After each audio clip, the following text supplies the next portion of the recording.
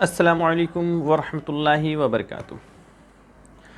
ابھی عید الفطر کا اور عید الفطر کی نماز کا موقع ہے، اور ہم احناف الحمدللہ حضور کی سنت مبارکہ کے مطابق، جیسے اللہ کے پیارے رسول صلی اللہ علیہ وسلم 6 زائد تکبیروں کے ساتھ عید الفطر اور عید الاضحیٰ کی نمازیں ادا کیا کرتے تھے، اس سنت کے مطابق نماز ادا کریں گے۔ اس پر ہم کچھ نام نہاد نقلی اہل حدیث جو ہے اعتراض کرتے ہیں کہ 6 زائد تکبیروں کے ساتھ جو احناف کی نماز ہے وہ کسی حدیث سے ثابت نہیں ہے۔ تو آئیے اس پر ہم آپ کو جواب دے دیں اور دلیل پیش کر دیتے ہیں۔ یہ ابو داؤد شریف ہے، صحیح ستہ کی بہت ہی معتبر کتاب ہے، اس کے جلد 1 ہے، اور اس میں باب ہے عیدین کی تکبیرات کا بیان، اور اس کا حدیث نمبر ہے 1140۔ اس کا حدیث نمبر 1140 ہے، اور دوسرے نسخے کے مطابق یہ زبیر علی زائی کی تحقیق و تخریج کے ساتھ چھپی ہے ابو داؤد شریف۔ اس کا حدیث نمبر ہے 1153۔ حدیث شریف ہے جناب سعید بن العاص نے حضرت موسیٰ اشعری اور حضرت حذیفہ بن یمان رضی اللہ تعالیٰ عنہ سے پوچھا کہ رسول اللہ صلی اللہ علیہ وسلم نماز عید الاضحیٰ اور فطر میں تکبیریں کیسے کہا کرتے تھے؟ تو حضرت موسیٰ رضی اللہ تعالیٰ عنہ نے کہا، آپ 4 تکبیریں کہا کرتے تھے جیسا کہ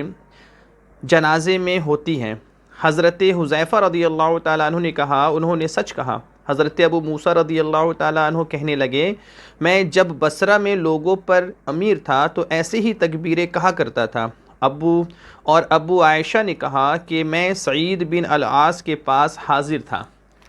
یہ زبیر علی زائی کی تحقیق و تخریج کے ساتھ اہل حدیث کے ترجمے والی روایت آپ کو پیش کر دی، ابو داؤد شریف سے ترجمہ پڑھ دیے ہیں، یہ ان کا ہی ترجمہ ہے۔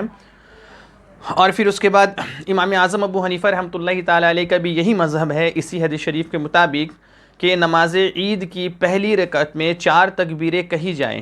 تکبیر تحریمہ سمیت، اور دوسری رکعت میں بھی 4 تکبیریں کہی جائیں رکوع کی تکبیر سمیت۔ تو پہلی رکعت میں 4 تکبیر ہوتی ہیں۔ پہلے تکبیر تحریمہ پہلی تکبیر ہوتی ہے، پھر اس کے بعد ثنا پڑھی جاتی ہے، ثنا کے بعد پھر امام صاحب 3 تکبیر کہتے ہیں، اس کے بعد پھر قرأت کی جاتی ہے۔ تو یہ 4 تکبیریں ہو گئی پہلی رکعت میں، پھر اس کے بعد قرأت کے بعد رکوع ہوتی ہیں، پھر اس کے بعد امام صاحب دوسری رکعت کے لیے قرأت کرتے ہیں، پھر قرأت کرنے کے بعد 4 تکبیریں کہی جاتی ہیں، اور 4 تکبیروں میں 3 میں رفع یدین کرتے ہیں، ہاتھ اٹھاتے ہیں، پھر چھوڑ دیتے ہیں، اور پھر اس کے بعد چوتھی والی میں رکوع کرتے ہیں۔ تو یہ الحمدللہ ابو داؤد شریف کی حدیث شریف سے ثابت ہے، اور اس حدیث شریف کو البانی نے اپنی تحقیق کے ساتھ جو صحیح ابو داؤد شریف کو چھاپا ہے، اس میں البانی نے اس حدیث شریف کو صحیح قرار دیا ہے۔ اب آئیے دوسری حدیث شریف آپ کو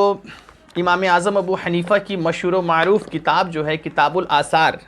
یہ کتاب الآثار ہے، امام محمد رحمۃ اللہ تعالیٰ علیہ جو امام اعظم ابو حنیفہ کے شاگرد ہیں، سراج الاحناف ہیں، اور امام شافعی کے استاد اور والد بھی ہیں، وہ امام اعظم ابو حنیفہ سے یہ کتاب کو روایت کیے ہیں، اور اس میں تمام روایت کو امام اعظم ابو حنیفہ سے نقل فرمائے ہیں۔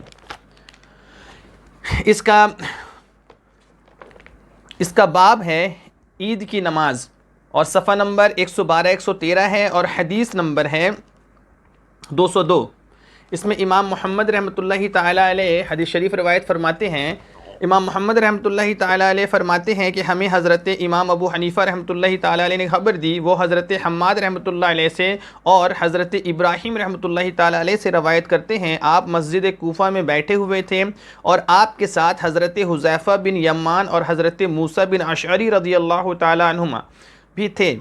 ولید بن عقبہ ابی معیت جو ان دنوں کوفہ کا امیر تھا وہاں آیا، اور اس نے کہا،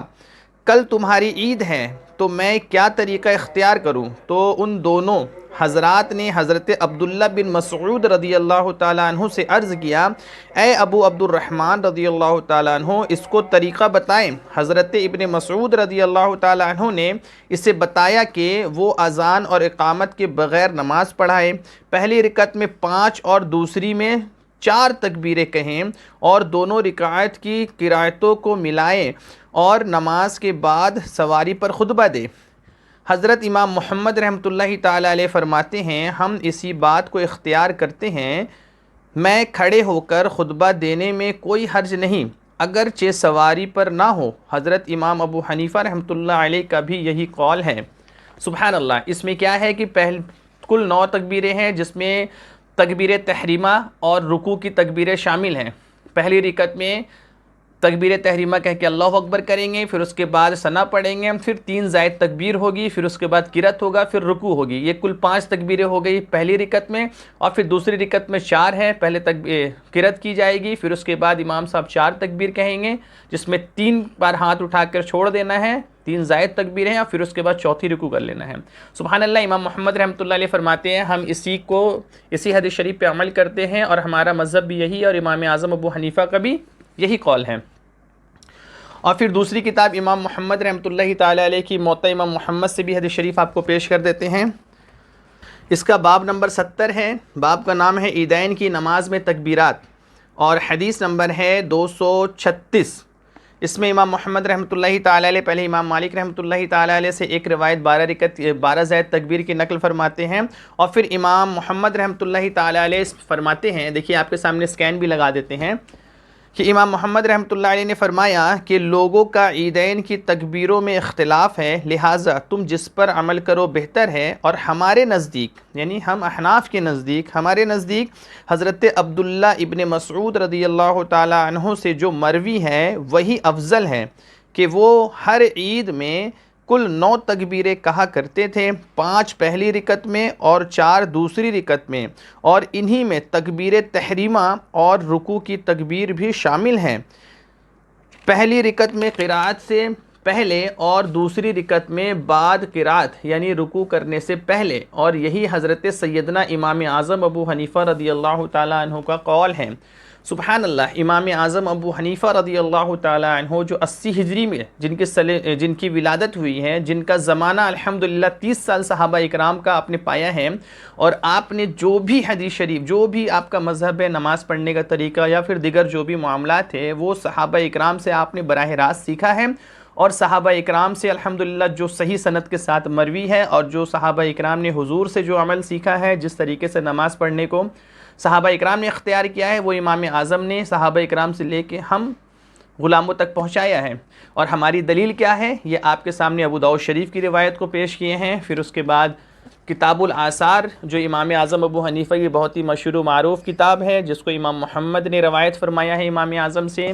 اور پھر دوسری موطا امام محمد سے بہت ہی مستند روایت آپ کے سامنے پیش کیے ہیں، جس سے 6 زائد تکبیر کے ساتھ نماز پڑھنا الحمدللہ ہماری ثابت ہے۔ اب آئیے ترمذی شریف سے بھی یہ روایت پیش کر دیتے ہیں۔ یہ ترمذی شریف ہے، اور یہ بھی اہل حدیثوں کا ترجمہ ہے۔ یہ ترمذی شریف ہے، باب ہے تکبیرات عیدین کے بیان میں، ٹھیک ہے، اور حدیث نمبر ہے اس کا 467 یعنی 467، اور دوسرے نسخوں کے مطابق اس کا حدیث نمبر ایک ہے 536، ٹھیک ہے۔ اب اس میں آئیے اہل حدیثوں کے ترجمے سے پڑھ دیتے ہیں، اہل حدیثوں کی کتاب میں اس میں ایک حضرت قصیر بن عبداللہ کی روایت کو امام ترمذی رحمۃ اللہ تعالی علیہ نقل فرماتے ہیں، جس میں 12 زائد تکبیر کے ساتھ نماز پڑھنے کا ذکر ہے، اور اس کی حدیث شریف کو امام ترمذی حسن فرماتے ہیں، جبکہ محدثین نے اس سے اختلاف کیا امام ترمذی سے، اور قصیر بن عبداللہ کے اوپر جرح نقل کیا ہے کہ وہ ضعیف راوی میں سے ہیں۔ اس پر انشاءاللہ تعالی جواب ایک مکمل ویڈیو پہ دیا جائے گا۔ پھر آئیے امام ترمذی رحمۃ اللہ علیہ اس روایت کو نقل فرمانے کے بعد کیا فرماتے ہیں کہ اس باب میں عائشہ اور ابن عمر اور عبداللہ بن عمر سے روایت ہے، کہا ابو عیسیٰ یعنی امام ترمذی نے کہ حدیث کثیر کے دادا کی حسن ہے، اور اس باب میں سب روایتوں سے احسن ہے، اور نام کثیر کے دادا کا عمرو بن عوف مزنی ہے، اور اسی پر عمل ہے بعض اہل علم صحابہ کا۔ کیا فرماتے ہیں کہ یہ حدیث جو کثیر کے دادا کی حسن ہے، اور اس پر بعض اہل علم صحابہ کا، یعنی کچھ صحابہ کا اس پر عمل ہے، بعض اہل علم صحابہ کا اس پر عمل ہے۔